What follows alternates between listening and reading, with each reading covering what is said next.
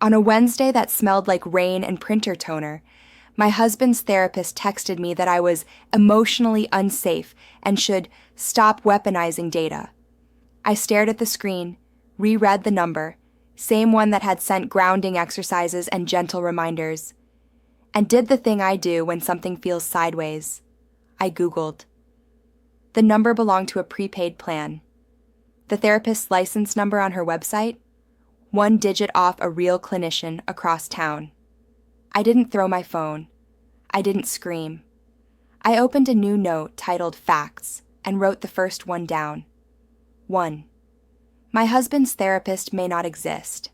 This is the story of how I discovered the therapist guiding our marriage was my husband on a second phone, how I followed the breadcrumbs without burning down my life, and how I walked out with my time, my savings, and my voice intact. I'm Elise, 34, instructional designer. If you've ever watched a cheerful cartoon explain corporate compliance, I probably had a hand in it. My husband was, technically still is, by the time this story begins, Ryan, 35, product manager. He's the kind of person who calls brunch a sink and compliments you with phrases like great execution. We met at a hackathon where people wore startup hoodies and argued about tabs versus spaces like it mattered to the moon. He brought me coffee with a punny sticker and asked if I needed help with my pitch. I didn't, but I liked the way he thought in shapes and lists. We started dating. We married 2 years later in a plant-filled loft that made our parents say, "Is this a real venue?" It had string lights, which is millennial for sacred. Year 1 was easy. Year 2, his hours lengthened, and his sentences shortened. He started saying heads down, the way people say migraine. When I asked for a Saturday morning to run errands together, he said, "I'm underwater." I pictured my Saturdays on a rock somewhere, waving politely from shore. Fights, when we had them, were careful and quiet. He'd say, "I feel like your tone is escalatory." I'd say, "I feel like your tone is a manual for a machine I didn't buy." He'd remind me that conflict isn't productive. I'd remind him that feelings aren't sprints. They don't finish faster if you add more tickets. Then a Thursday happened when I pointed out a pattern. He canceled dinner with my sister 3 times in a row, all for client emergencies. I said, "I'm starting to feel like we live in a calendar you own." He stared over my shoulder like the wall behind me had better ideas. "Let's get help," he said. "A therapist. We can't keep looping." I said yes. People who say yes to help end up looking like villains in other people's stories. I didn't want that movie. I wanted a grown-up in the room who could hand us better words. 2 days later, he texted, "Found someone great, Dr. C." He sent a link to a soft website, watercolor leaves, a serif font, phrases like secure attachment and trauma-informed. She offered telehealth and messaging support between sessions. Messaging support, convenient. Our first session was video. A woman in her 50s with silver hair, framed by plants and sunlight that looked like a filter. She spoke gently, like a person who irons shirts. The platform displayed only her first name and last initial. My left brain liked the worksheets she emailed. My right brain liked the way she said, "We're going to make the fight smaller than the marriage." We booked Tuesdays at 6 p.m. We did homework. He did his, I did mine. She texted us midweek check-ins from a number tagged Dr. C office on Ryan's phone. The messages were simple. Try a repair attempt at dinner. Remember to name what you appreciate. Sometimes she texted me separately. Elise, breathe, then write. Don't scorekeep. It felt like care. Month 3, the advice shifted. When I brought a spreadsheet of dates he'd canceled on me versus dates I'd canceled, Dr. C texted, "Data is a weapon when it's used to punish." In session, she said, "Elise, can you tolerate discomfort without control?" It was not the worst question. It also felt like a thumb on a scale. Ryan started arriving to sessions with talking points. He'd tilt his head and say, "I hear that your need for certainty comes from a scarcity mindset. I want to be with you in abundance." He was quoting someone. It wasn't me. One Sunday, he had to run to the office for a deployment. I was folding laundry. His work laptop pinged. I glanced out of habit. He'd left his messages open to Dr. C, office. The last line read, "Should I bring up her dad this week? It plays well when she gets rigid." My body recorded the sentence like a weather event. Then my brain began. I didn't confront him. I screenshot the thread, a few scrolls upward. Nothing damning, just an off tone. Strategic, not therapeutic. I started with small checks. I Googled Dr. C's full name from her website footer. Her license number was listed, LMFT, their 30871. I searched the state board's database. LMFT, your 30871, belonged to a woman with the same first and last name, but the middle initial was different, and the address was across town at a group practice that did not list telehealth messaging as a service. I called that group practice. "Hi," I said, voice cheerful. "I'm looking to schedule with Dr. Harb." The receptionist said, "Oh, she moved out of state last year. She doesn't practice here anymore." I asked, "Does she offer telehealth?" The receptionist, "No, not since she moved. We refer out." I reverse searched the number that texted us. Prepaid, registered to no name, purchased at a strip mall 10 blocks from Ryan's office. The messaging platform for sessions, a generic VC platform. The name could be set by the host. My hands shook when I set my phone down, not because I was discovering a criminal mastermind, because I was discovering a person I loved who thought a second phone and a soft voice could puppeteer my marriage. I made tea and did what I do, opened a new doc titled No, Don't Know. No, the license number on the website is real, but belongs to someone else. The texting number is prepaid. The receptionist says Dr. C moved out of state. Don't know. Is Ryan posing as Dr. C? Is someone else complicit? How deep is this? Don't accuse without proof, my father says about everything from missing pie to political scandal. Accusation is an arrow, proof is a bridge. I decided to build. I bought a prepaid SIM. I texted Dr. C office from a new number as if I were a potential client. "Hi, found you via your site. Are you taking new couples?" The reply came 5 minutes later.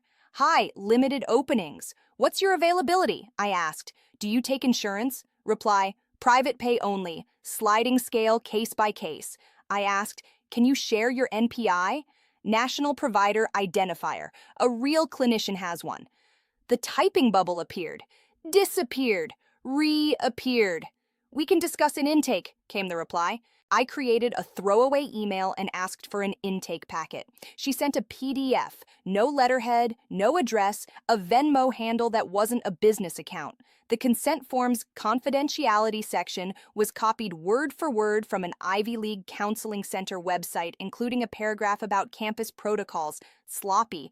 I checked the Venmo handle's public transactions. It had 7 payments from Ryan Whitman with leaf emojis and session in the note. He'd been paying himself, or had he set up a handle for the persona? Either way, it was amateur hour. I wanted to laugh. I wanted to cry. I did neither. I called my friend Sahana, a family law attorney who moonlights as my realism coach. "Pretend I'm reading you a plot," I said. "Husband creates fake therapist to control narrative in marriage." She whistled. "Legally, fraud adjacent, ethically, hell, practically. Collect everything. Don't confront until you have a second phone or a confession in writing." "I have screenshots," I said. "Get the phone," she said. "Also, stop using your shared Wi-Fi for this search." I turned off Wi-Fi, used data, and felt my shoulders drop.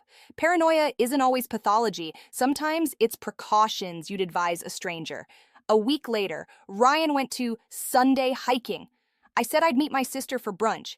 Instead, I drove to his office, where the hiking group meets in the parking lot. I watched a dozen people stretch and tie shoes. No Ryan. I followed the trail of his lies, not to the woods, but to a strip mall down the road where the prepaid store sits. I walked in like I wanted a phone case. I walked out with nothing except a timestamp and a sense of how close he likes his secrets.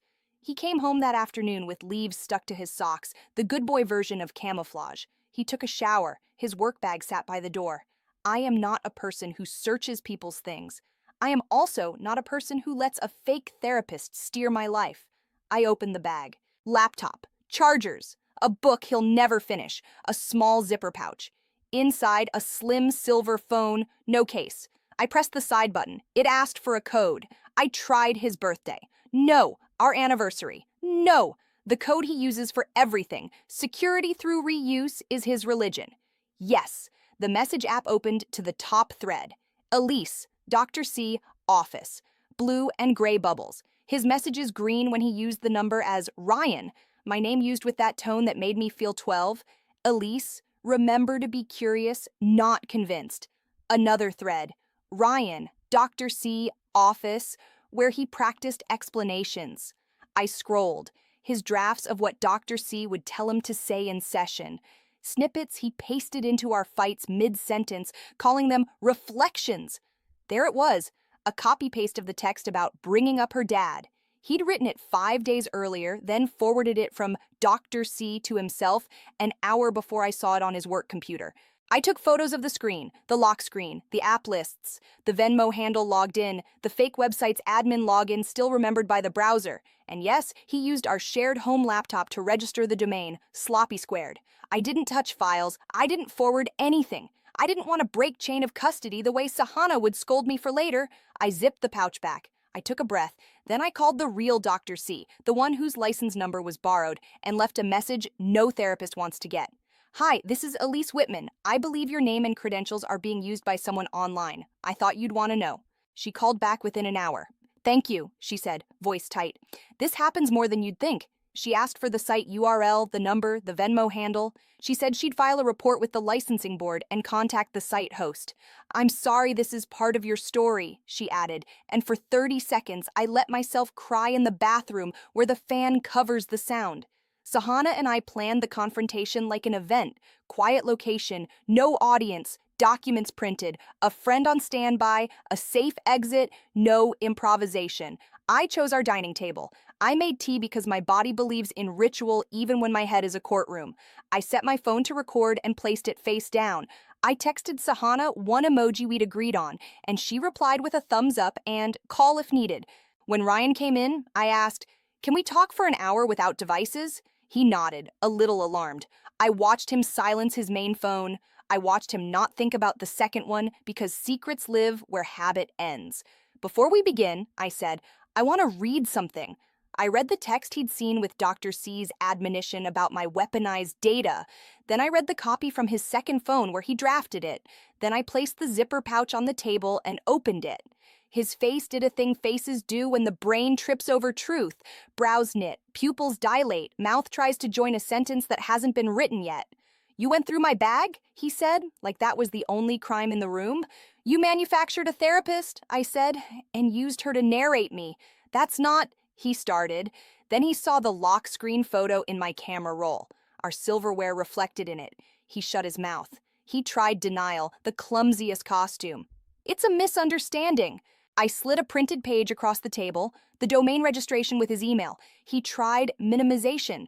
It was supposed to be a stopgap until we could find someone good. I slid the license board search, the receptionist's transcript. He tried pathos. I was trying to help us. I slid the Venmo transactions, the messages where he practiced gentle accountability, like a language he'd invented. Finally, he said the sentence people think will save them. I didn't mean to hurt you. Meaning isn't an eraser, I said. He reached for my hand. I kept mine on my lap. You wanted control, I said. You wanted the credibility of a professional without the inconvenience of accountability. You wanted to win fights without raising your voice. He deflated. You make everything data, he said. I wanted a softer voice to get through to you. You impersonated a clinician, I said. That voice wasn't soft. It was stolen. We sat in that air, the kind that smells like hot electronics and old plans. I'm not going to shout, I said finally. I'm going to tell you what happens next. I handed him an envelope with my script inside. I'm pausing couples work. Any future therapy will be with a licensed clinician I choose, paid through a verified practice with transparent boundaries, if we do it at all. I've moved my direct deposit, we'll close the joint credit card, we'll split bills through a shared expenses app with receipts only, no Venmo notes with leaf emojis. Tomorrow I will file for legal separation. This is not theater. It's time. I'm giving a copy of the evidence to the real clinician whose identity was used and to the licensing board. I already did. You will leave tonight. Take your essentials. You can pick up more with a friend present. The locks change at 9 a.m. He stared like I'd turned to stone. This is insane, he said. We can work through this. You made a person, I said quietly. You made her say things to me. You made me doubt my voice. We won't work through that before I work through this. I tapped the envelope, with myself.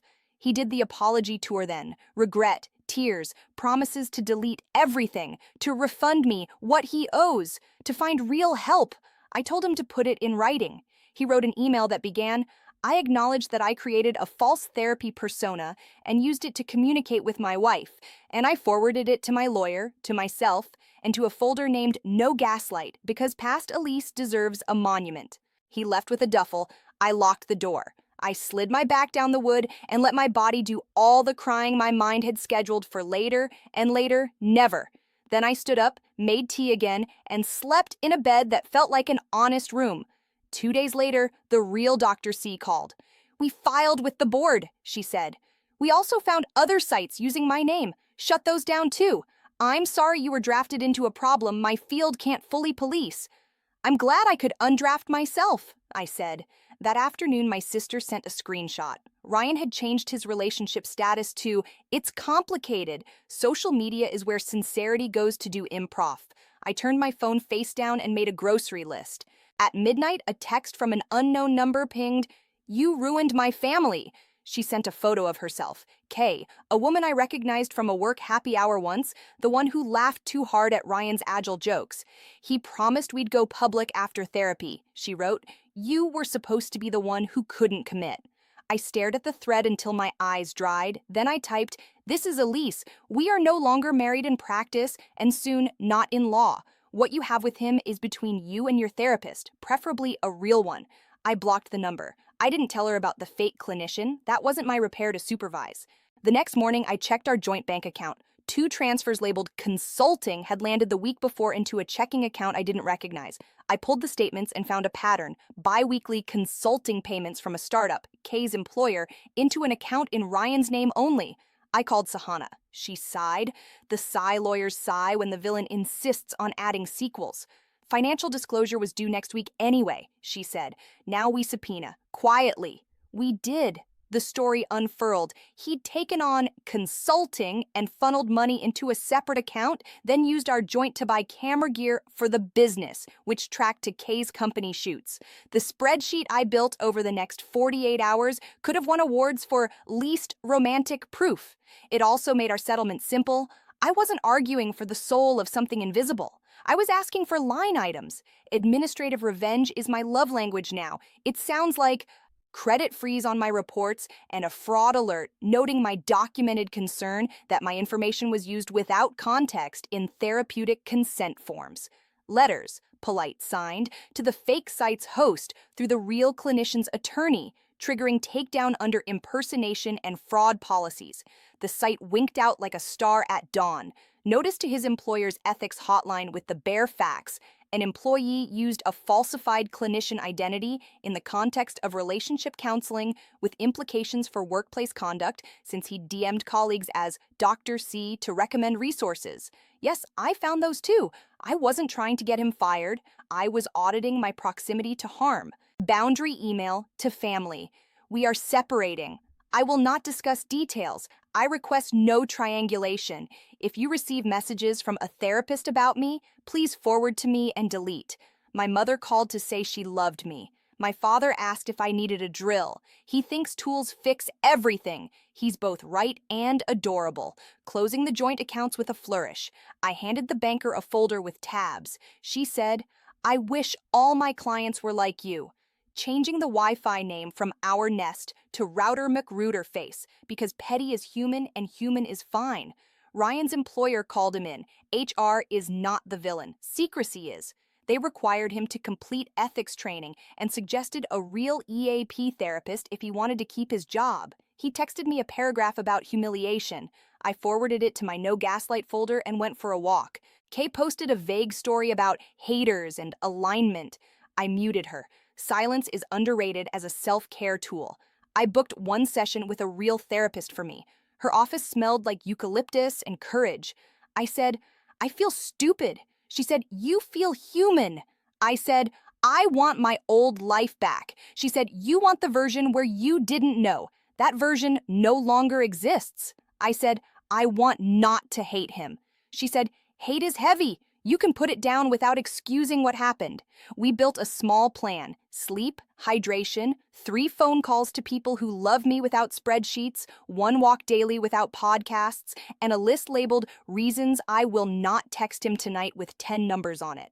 Number 3, telling the truth is not your job when the truth will be used as a mirror he'll kiss. I slept through the night for the first time in weeks. Because proof is a bridge, the settlement moved fast. He signed a separation agreement that reads like boring music. Account numbers, dates, percentages. We sold the couch I hated, it squeaked, and divided the books like adults, except I held back a copy of The Velveteen Rabbit because I bought it the day we got engaged and wrote inside, "Real is made by love. Real is also made by paperwork." He kept his camera gear and his consulting money. I kept the car, paid off, the emergency fund, most of it, and the apartment lease, with my name only. We agreed on no contact except for legal logistics. We wrote it down, we signed, we clicked pens, a symphony. 2 days later, he sent a single text. I'm truly sorry. I was drowning. I typed, swim lessons exist. I didn't send it. I sent nothing. Kay announced her engagement 3 months later to a different man, which tells you everything and nothing. I learned about it because someone tagged Ryan in a comment fight, and a cousin screenshotted it to me with, "Can you believe?" I could. I muted the cousin and went back to my book. The real Dr. C emailed a thank you. The licensing board had flagged the impersonation. The host had removed the site. She was sorry again. I sent a donation to a sliding scale therapy collective in my city in her honor and attached a note for the people who need help from real humans with real names. It made me feel like this story gave someone else a half-inch more air. I moved the fern from the north window to the south. It lived. I replaced the squeaky couch with a yellow chair that makes me feel like sunlight got furniture. I made friends with a baker down the street who slips me the misshapen croissant in exchange for tech support on her online order form. We give each other grace disguised as commerce. On Tuesdays at 6 p.m., I make a ritual: tea, 1 page of a book that isn't about healing, and a text to myself with 3 bullet points labeled notice. Yesterday's: 1. The light on the floor moves like it knows the choreography. 2. My plants are a calendar. 3. I am kinder to me when I speak out loud. Sometimes I want to tell a stranger on the bus. My husband invented a therapist, and I used receipts as a boat. Instead, I keep it in a folder in my brain titled, You Lived. Sometimes I laugh about the leaf emojis in Venmo. Sometimes I picture him explaining to a real therapist how he solved intimacy with a second SIM card, and I hope she keeps a straight face until the end of the hour. If you are listening to this and a voice in your relationship feels like a ventriloquist's, if advice always leans toward the person who benefits from silence, do your small checks. Verify the license, call the number, ask for the NPI, ask for a receipt that isn't a leaf emoji. Put your findings in a folder with a boring name. Boring is powerful. You don't have to set a fire to leave a fog. Sometimes the cleanest exit is a series of administrative doors. Click, click, click, open. Sometimes the bravest thing you do is stop giving the benefit of the doubt to a story that asks you to disappear. I didn't disappear. I reappeared. Slowly, like photos in a dark room, like plants in better light, like a voice that didn't need a script. If this story met you where you are, tap like and subscribe. I post long-form, true-style stories about betrayal, boundaries, and the quiet, extremely satisfying art of choosing yourself without burning your life down. In the comments, tell me, what's one boring step you took that changed everything?